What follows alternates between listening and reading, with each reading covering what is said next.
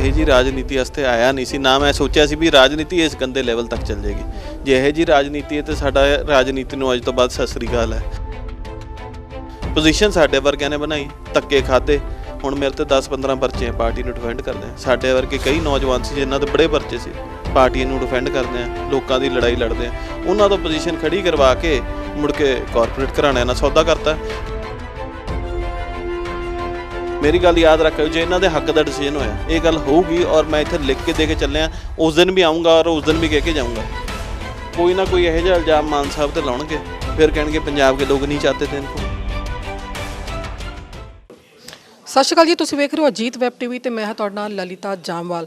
ਟਿਕਟਾਂ ਦੀ ਵੰਡ ਨੂੰ ਲੈ ਕੇ ਆਮ ਆਦਮੀ ਪਾਰਟੀ ਅੱਜ ਇੱਕ ਵਾਰ ਫਿਰ ਤੋਂ ਘਿਰਦੀ ਨਜ਼ਰ ਆ ਰਹੀ ਹੈ। ਤੁਹਾਨੂੰ ਦੱਸ ਦਈਏ, ਗੁਰਤੇਜ ਸਿੰਘ ਪੰਨੂ ਵੱਲੋਂ ਅੱਜ ਇੱਕ ਪ੍ਰੈਸ ਕਾਨਫਰੰਸ ਕਰਕੇ ਇੱਕ ਆਡੀਓ ਹੈ ਜਿਹੜੀ ਹੈ ਸੁਣਾਈ ਗਈ ਹੈ ਪੱਤਰਕਾਰਾਂ ਨੂੰ। ਤੇ ਤੁਹਾਨੂੰ ਦੱਸ ਦਈਏ ਕਿ ਗੁਰਤੇਜ ਸਿੰਘ ਪੰਨੂ ਆਮ ਆਦਮੀ ਪਾਰਟੀ ਦੇ ਲੀਡਰ ਸੀ ਤੇ ਹੁਣ ਉਹ ਛੱਡ ਚੁੱਕੇ ਨੇ। ਕੀ ਤੁਸੀਂ ਕਹਿਣਾ ਜਿਹੜਾ ਅੱਜ ਆਡੀਓ ਬਾਰੇ ਤੁਸੀਂ ਸੁਣਾਈ ਉਹਦੇ ਬਾਰੇ? ਛੱਡ ਨਹੀਂ ਚੁੱਕੇ ਜੀ, ਕੱਢ ਚੁੱਕੇ ਸਾਨੂੰ। ਪਹਿਲੀ ਗੱਲ ਤਾਂ ਇਹ ਤਾਂ ਕਲੀਅਰ ਕਰਦਾ, ਮੈਂ ਛੱਡੀ ਨਹੀਂ ਸੀ ਪਾਰਟੀ।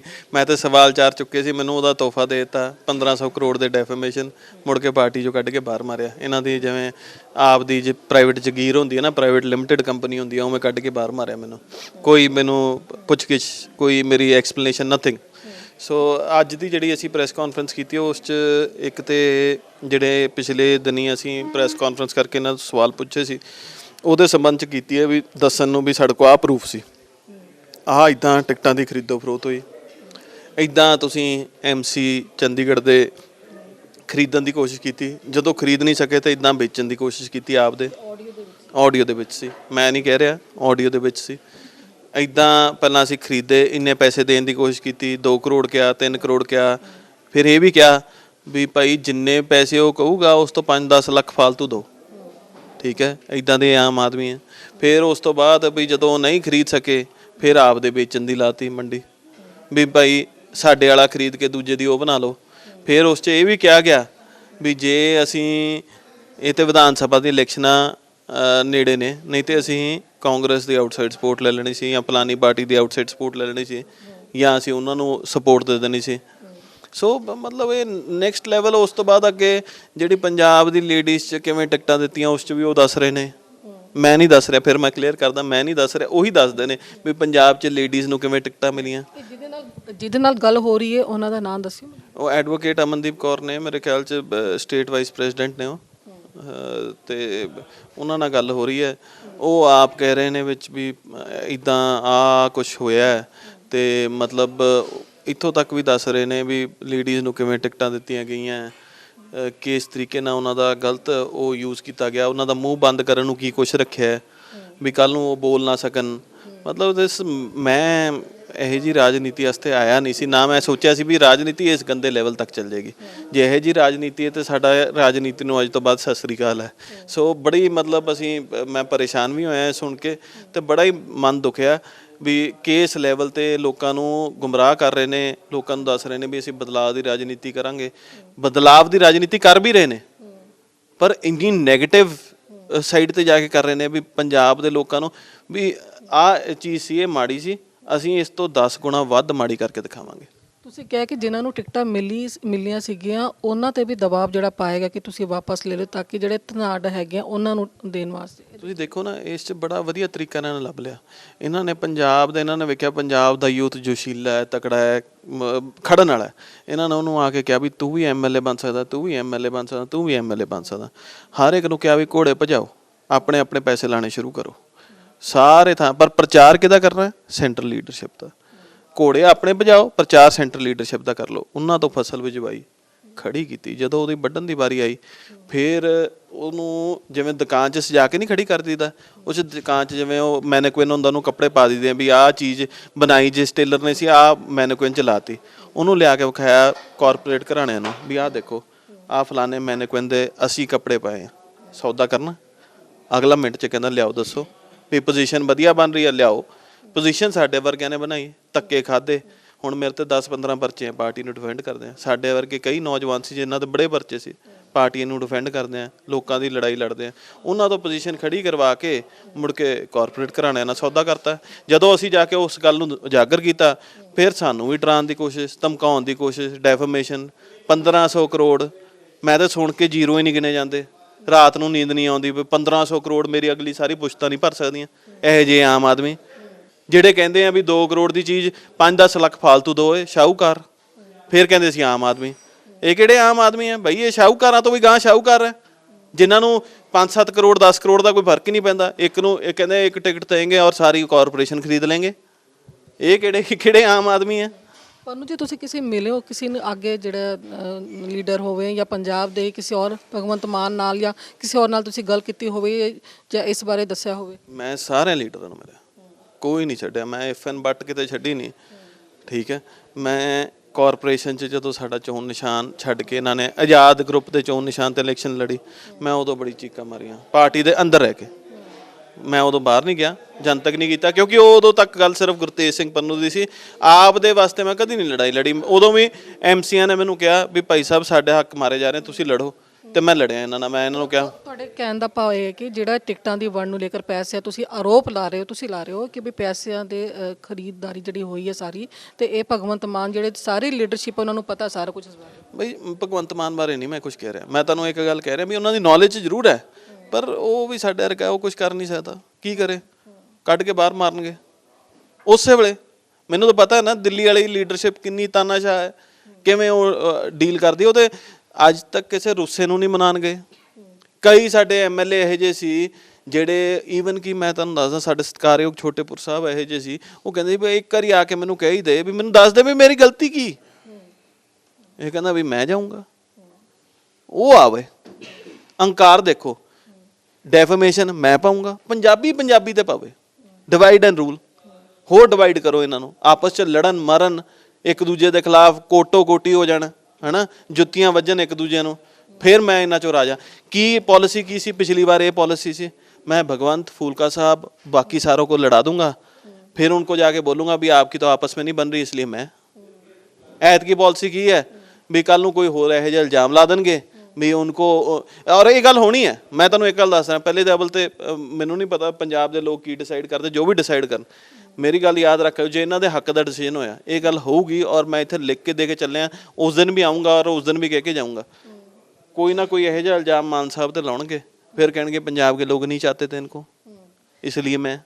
ਗੱਲ ਤਾਂ ਸਾਰੀ ਕੁਰਸੀ ਦੀ ਹੈ, ਗੱਲ ਹੋਰ ਕੋਈ ਨਹੀਂ ਗੀ। ਜੇ ਇਹਨਾਂ ਨੂੰ ਇੰਨਾ ਹੀ ਇਮਾਨਦਾਰੀ ਦਾ ਉਹ ਸੀ ਬਈ, ਮੈਂ ਤੇ ਪਾਰਟੀ ਦੇ ਅੰਦਰ ਰਹਿ ਕੇ ਸਾਰੀ ਚੀਜ਼ਾਂ ਉਜਾਗਰ ਕਰ ਚੁੱਕਿਆ ਸੀ, ਫਿਰ ਉਦੋਂ ਐਕਸ਼ਨ ਲੈ ਲੈਂਦੇ। ਉੱਥੇ ਆ ਕੇ ਬਰਖਾਦਾਤ ਕੋ ਕਹਿੰਦੇ ਜੀ ਇਹ ਅਕਾਲੀ ਦਲ से मैनेज्ड है। अकाली दल, एक ही दिन अकाली दल के प्रधान सुखबीर बादल साहब ने और बाकी सारी रवायती पार्टियों ने बोलना शुरू कर दिया भी टिकटें बिक रही हैं, टिकटें बिक रही हैं, टिकटें बिक रही। किहड़े ने बोलिया? जे बोलना ही होंदा भाई साहब ਅਸੀਂ ਆਪਣੇ ਤੇ 15-15 ਪਰਚੇ ਨਾ ਕਰਾਉਂਦੇ, ਉਦੋਂ ਵੀ ਅਕਾਲੀ ਦਲ ਜੁਆਇਨ ਕਰ ਲੈਂਦੇ। ਸਾਡੇ ਹੈ ਤੇ ਉਹ ਵੀ ਪੰਜਾਬੀ ਹੈ ਨਾ, ਸਾਡਾ ਉਹਨਾਂ ਨਾਲ ਕੋਈ ਉਹ ਨਹੀਂਗਾ। ਹਾਂ, ਸਿਆਸੀ ਸੋਚ ਡਿਫਰੈਂਸ ਹੋ ਸਕਦਾ, ਜ਼ਰੂਰ ਹੁੰਦਾ, ਮੇਰਾ ਹੈਗਾ। ਬਟ ਅੱਜ ਵੀ ਮੈਂ ਉਸ ਦਿਨ ਵੀ ਪ੍ਰੈਸ ਕਾਨਫਰੰਸ ਅਗਲੇ ਦਿਨ ਕਰਨ ਲੱਗਾ ਸੀ, ਬਾਅਦ 'ਚ ਵਿੱਚ ਬਿਮਾਰ ਹੋ ਗਿਆ ਮੈਂ, ਨਹੀਂ ਤਾਂ ਮੈਂ ਉਸ ਦਿਨ ਹੀ ਕਰਕੇ ਕਰਨਾ ਸੀ ਵੀ ਪ੍ਰੈਸ क्लब ਦੇ ਬਿੱਲ देख लो। PR टीम स्पेशली क्या सी, जो PR टीम है वो हमारे वॉलंटियर्स का इतना बड़ा वो नहीं है कि उनको खरीद सके, वो PR टीम को मैनेज कर सके। मैं आज क्लियरली दस देना, सुनील जी मेरे PR वाले सी, मेरे ना आज तो 10 साल तो एसोसीएटेड है। उन्होंने मेरी PR का अरेंज करा के प्रैस कॉन्फ्रेंस अरेंज की थी, तो प्रैस क्लब 'ਚ बिल मेरी कंपनी ਦੇ ਨਾਮ ਤੇ। ਪਰਨੂ ਜੀ, ਜਿਹੜੀ ਚੋਣਾਂ ਅੰਤਿਮ ਚਰਨ ਦੇ ਵਿੱਚ 20 ਨੂੰ ਹੁਣ ਪੈਣ, ਹੁਣ ਤੁਹਾਨੂੰ ਨਹੀਂ ਲੱਗਦਾ ਵੀ ਤੁਸੀਂ ਕਰ ਰਹੇ ਹੋ, ਪਹਿਲਾਂ ਹੀ ਤੁਹਾਨੂੰ ਕਰਨੀ ਚਾਹੀਦੀ ਸੀ? ਲੇਟ ਹੋ ਗਏ, ਇਹ ਮੈਂ ਐਗਰੀ ਕਰਦਾ, ਲੇਟ ਹੋ ਗਏ। ਲੇਟ ਹੋਣ ਦਾ ਰੀਜ਼ਨ ਕੀ ਹੈ? ਪਹਿਲਾਂ ਜਦੋਂ ਅਸੀਂ ਪਹਿਲੀ ਪ੍ਰੈਸ ਕਾਨਫਰੰਸ ਕੀਤੀ ਸੀ, ਮੈਂ ਉਦੋਂ ਸਾਰਿਆਂ ਨੂੰ ਕਹਿ ਕੇ ਗਿਆ ਸੀ ਵੀ ਮੈਂ ਪ੍ਰੂਫ ਪੇਸ਼ ਕਰੂੰਗਾ। ਉਸ ਤੋਂ ਬਾਅਦ ਮੇਰੇ ਆਪਰੇਸ਼ਨ ਹੋਇਆ, ਮੇਰੇ ਸਿਸਟ ਨਿਕਲੀ ਸੀ, ਉਹ ਬਾਇਓਪਸੀ ਵਾਸਤੇ ਚਲੀ ਗਈ, ਸ਼ਾਇਦ ਉਹਨਾਂ ਨੂੰ ਕੈਂਸਰ ਦਾ ਕੋਈ ਸ਼ੱਕ ਪੈਂਦਾ ਸੀ, ਤੇ ਉਹਦੇ ਕਰਕੇ ਉਹ ਡਿਲੇ ਹੁੰਦਾ ਇਸ ਲੈਵਲ ਤੱਕ ਆ ਗਿਆ। ਥੋੜ੍ਹੇ ਦਿਨ ਪਹਿਲਾਂ ਹੀ 2-3 ਦਿਨ ਪਹਿਲਾਂ ਰਿਪੋਰਟ ਆਈ ਹੈ, ਫਿਰ ਮੈਂ ਬਾਈ ਜੀ ਨਾਲ ਟੱਚ ਕੀਤਾ ਵੀ ਭਾਈ ਸਾਹਿਬ ਤੁਹਾਡੇ ਕੋਲ ਸਾਰਾ ਸਮਾਨ ਪਿਆ ਸੀ, ਉਹ ਲੋਕਾਂ ਨੂੰ, ਪੰਜਾਬ ਦੇ ਲੋਕਾਂ ਨੂੰ ਦੱਸੀਏ ਵੀ ਮੌਕਾ ਤੇ ਨੇੜੇ ਆ ਗਿਆ, ਵੀ ਜੇ ਲੋਕ ਗਲਤ ਡਿਸੀਜਨ ਕਰਕੇ ਆਪਣੇ ਆਪ ਨੂੰ ਕਿਵੇਂ ਮਾਫ ਕਰਾਂਗੇ ਵੀ ਸਾਨੂੰ ਪਤਾ ਸੀ ਸੱਚਾਈ ਤੇ ਅਸੀਂ ਲੋਕਾਂ ਨੂੰ ਦੱਸ ਨਹੀਂ ਸਕੇ। ਹੁਣ ਵੀ ਆਉਣ ਤੋਂ ਪਹਿਲਾਂ ਸਾਨੂੰ ਕਈ ਤਰੀਕੇ ਦੇ ਧਮਕੀਆਂ, ਦਬਕੇ, ਪੈਸਿਆਂ ਨਾਲ ਮਨਾਉਣ ਦੀ ਕੋਸ਼ਿਸ਼ ਵੀ ਆਹ ਲੈ ਲਓ, ਉਹ ਲੈ ਲਓ, ਦਬਕੇ ਵੀ ਮਾਰੇ ਗਏ ਵੀ ਐਂ ਹੋ ਸਕਦਾ ਹੈ, ਉਹ ਹੋ ਸਕਦਾ ਹੈ, ਪਰਚੇ ਹੋ ਸਕਦੇ ਆ ਤੁਹਾਡੇ ਤੇ, ਅਸੀਂ ਤੁਹਾਡੇ ਬਾਰੇ ਆਹ ਖੋਲ ਦਾਂਗੇ, ਤੁਹਾਡੇ ਬਾਰੇ ਆਹ ਬੋਲਾਂਗੇ, ਬਥੇਰਾ ਕੁਝ ਬੋਲਿਆ। ਪਰ ਅਸੀਂ ਕਿਉਂ, ਮੇਰੇ ਵਰਗੇ ਇੱਕ ਨੂੰ ਮਾਰਨਗੇ 10 ਹੋਰ ਖੜੇ ਹੋ ਜਾਣਗੇ। ਸਾਹਿਬਜ਼ਾਦੇ ਸ਼ਹੀਦ ਹੋਏ ਸੀ, ਉਸ ਤੋਂ ਬਾਅਦ ਅਸੀਂ ਹਟ ਗਏ ਸੀ, ਸਾਡੀ ਕੌਮ ਹਟ ਗਈ ਸੀ? ਐਂ ਨਹੀਂ ਹਟਾ ਸਕਦੇ। ਪਿਆਰ ਨਾਲ ਆ ਕੇ ਮੇਰੇ ਕੋਲ ਬਹਿੰਦੇ, ਮੈਨੂੰ ਕਹਿੰਦੇ ਵੀ ਭਾਈ ਸਾਹਿਬ ਗਲਤੀ ਹੋ ਗਈ, ਇਨਸਾਨ ਗਲਤੀਆਂ ਦਾ ਪੁਤਲਾ ਹੈ। ਗਲਤੀ ਹੋ ਗਈ ਦੱਸ ਦੇ, ਮੰਨਦੇ ਵੀ ਭਾਈ ਆ ਗਲਤੀਆਂ ਹੋਈਆਂ। ਅਸੀਂ ਦੱਸਿਆ ਸੀ 55, ਮੈਂ ਜਦੋਂ ਲਾਂਚ ਕੀਤੀ ਸੀ ਲਿਸਟ ਉਦੋਂ 15 ਹਲਕੇ ਸੀ, ਹੁਣ 40 45 50 ਦੇ ਨੇੜੇ ਪਹੁੰਚ ਗਏ। ਕਹਿੰਦੇ ਸੀ ਕਚਰਾ ਨਹੀਂ ਲੈਣਾ, ਸਾਡੇ ਸਤਿਕਾਰਯੋਗ ਪੰਜਾਬੀ ਨੂੰ ਕਚਰਾ ਦੱਸਦੇ ਆ। ਇਹ ਕਿਹੜੇ ਦੁੱਧ ਦੇ ਤੁਲੇ? ਕਿੰਨੀ ਅਜੀਬ ਗੱਲ ਹੈ ਵੀ ਇੱਕ ਹਲਕੇ 'ਚ ਤੁਸੀਂ ਇੱਕ ਬੰਦੇ ਦੇ ਖਿਲਾਫ ਬੋਲੀ ਜਾਂਦੇ ਹੋ, ਫਿਰ ਉਹ ਬੰਦਾ ਤੁਹਾਡੇ ਖਿਲਾਫ ਇਹੋ ਜਿਹੇ ਬਿਆਨ ਵੀ ਦਿੰਦਾ ਹੈ ਵੀ ਫਲਾਣੇ ਕੈਂਡੀਡੇਟ ਦਾ ਬੋਰੀਆ ਬਿਸਤਰਾ ਗੋਲ ਕਰਕੇ ਫਲਾਣੇ ਪਿੰਡ ਭੇਜ ਦੂੰਗਾ। ਅਗਲੇ ਦਿਨ ਉਹ ਤੁਹਾਨੂੰ ਜਦੋਂ ਆ ਕੇ ਜੁਆਇਨ ਕਰ ਲੈਂਦਾ ਹੈ ਤੇ ਉਹ ਸਾਰਾ ਹੀ ਦੁੱਧ ਤਾਂ ਐਂ ਜਾਦੂ ਦੀ ਛੜੀ ਘੁੰਮਦੀ ਹੈ ਇਹਨਾਂ ਦੀ, ਐਂ ਫਿਰ ਉਹ ਦੁੱਧ ਤੋਂ ਲਿਆ। ਤੁਸੀਂ ਇਲੈਕਸ਼ਨ ਕਮਿਸ਼ਨ ਨੂੰ ਹੁਣ ਸ਼ਿਕਾਇਤ ਕਰੋਗੇ? ਮੈਂ ਤੇ ਸੈਂਟਰਲ ਗਵਰਨਮੈਂਟ ਨੂੰ ਕਹਿਣਾ it's a very big scandal madam, ਬੜੀ ਸੀਰੀਅਸ ਚੀਜ਼ ਹੈ। They should do a proper inquiry. ਆ ਸਾਰੀ ਰਿਕਾਰਡਿੰਗਾਂ 'ਚ ਪ੍ਰੋਪਰ ਇਨਕੁਆਇਰੀ ਹੋਵੇ, ਪ੍ਰੋਪਰ ਤਰੀਕੇ ਨਾਲ ਤੁਹਾਨੂੰ ਪਤਾ ਲੱਗੂਗਾ ਕਿੱਡਾ ਵੱਡਾ ਸਕੈਂਡਲ ਨਿਕਲੂਗਾ ਇਸ 'ਚੋਂ। ਪ੍ਰੋਪਰ ਇਨਕੁਆਇਰੀ ਹੋਏ, CBI ED ਪਤਾ ਲੱਗੇ ਵੀ ਸਾਰੀ ਇਸ 'ਚ ਉਹਨਾਂ ਨੇ ਕਲੀਅਰ ਦੱਸਿਆ ਵੀ ਕਈ ਸਾਡੇ ਜਿਹੜੇ ਹੋਰਡਿੰਗਸ ਲੱਗ ਰਹੀ ਹੈ ਸਾਰੀਆਂ ਦਿੱਲੀ ਗਵਰਨਮੈਂਟ ਸਪੋਂਸਰਡ ਨੇ। ਸੋ ਦਿੱਲੀ ਦੇ ਲੋਕਾਂ ਦਾ ਪੈਸਾ ਪੰਜਾਬ 'ਚ ਲੱਗ ਰਿਹਾ। ਸਾਰਾ ਇਹਦੀ ਡਿਟੇਲ ਚੈੱਕ ਹੋਣੀ ਚਾਹੀਦੀ ਹੈ। ਫੰਡਿੰਗ ਕਿੱਥੋਂ ਆ ਰਹੀ ਹੈ, ਕਿੱਥੇ ਜਾ ਰਹੀ ਹੈ, ਕਿੱਦਾਂ ਹੋ ਰਹੀ ਹੈ, ਕਿੱਦਾਂ ਨਹੀਂ ਹੋ ਰਹੀ। It should be properly done. ਜੇ ਇਹਦੀ ਇਨਕੁਆਇਰੀ ਕੰਡਕਟ ਹੋਊਗੀ ਡੈਫੀਨੇਟਲੀ ਕੁਛ ਨਾ ਕੁਛ ਨਿਕਲੂਗਾ। ਜਦੋਂ ਲੋਕ ਉਹ ਕਹਿੰਦੇ ਨਾ ਕਿਤੇ ਧੂੰਆਂ ਉੱਠ ਰਿਹਾ ਹੈ ਤੇ ਕਿਤੇ ਨਾ ਕਿਤੇ ਅੱਗ ਜ਼ਰੂਰ ਲੱਗੀ ਹੁੰਦੀ ਹੈ। ਉਹੀ ਗੱਲ ਹੈ ਇਹਦੀ। there should be proper inquiry should be done in this. Request the central government proper CBI inquiry ਹੋਵੇ, ED ਦੀ ਇਨਕੁਆਇਰੀ ਹੋਵੇ ਤੇ ਇਹਨਾਂ ਨੂੰ ਪਤਾ ਲੱਗੇ ਵੀ ਕੀ ਕਹਾਣੀ ਹੋ ਰਹੀ ਹੈ। ਅਨੁਜ ਜੀ ਹੁਣ ਕਿਹੜੀ ਪਾਰਟੀ ਤੁਸੀਂ ਅੱਗੇ ਜੁਆਇਨ ਕਰੋਗੇ? ਹਜੇ ਕੋਈ ਇਰਾਦਾ ਨਹੀਂ ਮੈਡਮ। ਮੈਂ ਫਰੈਂਕਲੀ ਪੋਲਿਟਿਕਸ ਦੇਖ ਕੇ ਇਹਨਾਂ ਦੀ ਇੰਨੀ ਗੰਦੀ ਪੋਲਿਟਿਕਸ ਹੈ ਐਂਡ ਫਰੈਂਕਲੀ ਪਤਾ ਕੀ ਗੱਲ ਹੈ, ਅਸੀਂ ਬੜੀ ਡਿਫਰੈਂਟ ਪਿਕਚਰ ਲੈ ਕੇ ਆਏ ਸੀ। ਸਾਨੂੰ ਐਂ ਸੀ ਵੀ ਪੰਜਾਬ ਦੇ ਖਾਤਰ ਲੜਾਂਗੇ, ਪੰਜਾਬ ਦੀ ਖਾਤਰ ਲੜ ਕੇ ਮਤਲਬ ਪੰਜਾਬ ਨੂੰ ਬਚਾਵਾਂਗੇ। ਬੜੀ ਡਿਫਰੈਂਟ ਜੀ ਪੋਲਿਟਿਕਸ ਸੋਚ ਕੇ ਆਏ ਸੀ। ਬੜੀ ਗੰਦੇ ਲੈਵਲ 'ਤੇ ਖੇਡ ਰਹੇ ਹਾਂ ਅਤੇ ਇਹਨਾਂ ਨੇ ਪੋਲਿਟਿਕਸ 'ਚ ਜਿਵੇਂ ਦਿੱਲੀ ਤੋੜਤਾ ਹੈ। ਹਜੇ ਤੱਕ ਕੋਈ ਸੋਚਿਆ ਨਹੀਂ ਹੈ, ਕੋਈ ਪਾਰਟੀ ਜੁਆਇਨ ਕਰਨ ਦਾ ਇਰਾਦਾ ਨਹੀਂ ਗਾ। ਜੇ ਹੋਊਗਾ ਡੈਫੀਨੇਟਲੀ ਅਨਾਊਂਸ ਕਰਕੇ ਪਹਿਲਾਂ ਵੀ ਭਾਈ ਆਹ ਫਲਾਨੀ ਪਾਰਟੀ ਦੀ ਨੀਤੀਆਂ ਚੰਗੀਆਂ ਲੱਗਦੀਆਂ ਉਹ ਜੁਆਇਨ ਕਰਾਂਗੇ, ਪਰ ਹਜੇ ਤੱਕ ਕੋਈ ਇਰਾਦਾ ਨਹੀਂ ਗਾ।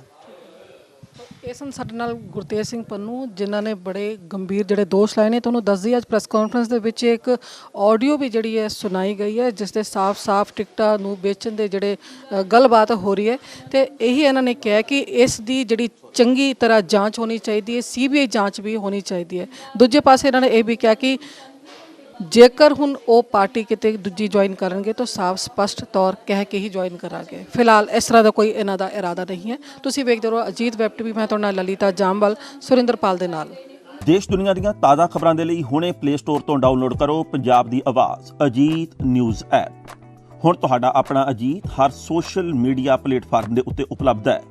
ਫੇਸਬੁੱਕ ਦੇ ਉੱਤੇ ਹੁਣੇ ਲਾਈਕ ਤੇ ਫੋਲੋ ਕਰੋ ਅਜੀਤ ਦਾ ਅਫੀਸ਼ੀਅਲ ਪੇਜ ਡੇਲੀ ਅਜੀਤ, ਤੇ ਹਾਂ ਨਾਲ ਹੀ ਦੋਸਤਾਂ ਨੂੰ ਪੇਜ ਲਾਈਕ ਕਰਨ ਦੇ ਲਈ ਇਨਵਾਈਟ ਕਰਨਾ ਨਾ ਭੁੱਲਣਾ। ਇੰਨਾ ਹੀ ਨਹੀਂ, ਹਿੰਦੀ ਦੇ ਵਿੱਚ ਖਬਰਾਂ ਵਾਸਤੇ ਲਾਈਕ ਤੇ ਫੋਲੋ ਕਰੋ ਸਾਡਾ ਫੇਸਬੁੱਕ ਪੇਜ ਅਜੀਤ ਸਮਾਚਾਰ ਹਿੰਦੀ। YouTube ਦੇ ਉੱਤੇ ਵੀਡੀਓ ਖਬਰਾਂ ਦੇਖਣ ਦੇ ਲਈ ਹੁਣੇ ਸਬਸਕ੍ਰਾਈਬ ਕਰੋ ਅਜੀਤ ਦਾ official YouTube channel Ajit web TV। ਤੁਹਾਡਾ ਆਪਣਾ ਅਜੀਤ ਹੁਣ ਟਵਿੱਟਰ ਤੇ ਇੰਸਟਾਗ੍ਰਾਮ ਦੇ ਉੱਤੇ ਵੀ ਉਪਲਬਧ ਹੈ। ਟਵਿੱਟਰ ਦੇ ਉੱਤੇ ਖਬਰਾਂ ਦੇ ਲਈ ਫੋਲੋ ਕਰੋ ਡੇਲੀ ਅਜੀਤ, ਤੇ ਇੰਸਟਾਗ੍ਰਾਮ ਦੇ ਉੱਤੇ ਖਬਰਾਂ ਦੇ ਨਾਲ ਵੀਡੀਓ ਦੇਖਣ ਦੇ ਲਈ ਫੋਲੋ ਕਰੋ ਬਲੂ ਟਿਕ ਵਾਲਾ ਸਾਡਾ ਅਫੀਸ਼ੀਅਲ ਚੈਨਲ ਡੇਲੀ ਅਜੀਤ। ਇੰਨਾ ਹੀ ਨਹੀਂ, ਅਜੀਤ ਦੇ ਵੀਡੀਓ ਹੁਣ ਤੁਸੀਂ Apple TV ਦੇ ਉੱਤੇ ਵੀ ਵੇਖ ਸਕਦੇ ਹੋ, ਤੇ ਨਾਲ ਹੀ ਅਜੀਤ ਅਖਬਾਰ ਦਾ ਡਿਜੀਟਲ ਐਡੀਸ਼ਨ ਪੜ੍ਹਨ ਦੇ ਲਈ ਡਾਊਨਲੋਡ ਕਰੋ ਅਜੀਤ ਈ-ਪੇਪਰ ਐਪ। ਤੁਹਾਡਾ ਆਪਣਾ ਭਰੋਸੇਯੋਗ ਚੈਨਲ, ਤੁਹਾਡੀ ਆਪਣੀ ਆਵਾਜ਼, ਪੰਜਾਬ ਦੀ ਆਵਾਜ਼ ਅਜੀਤ।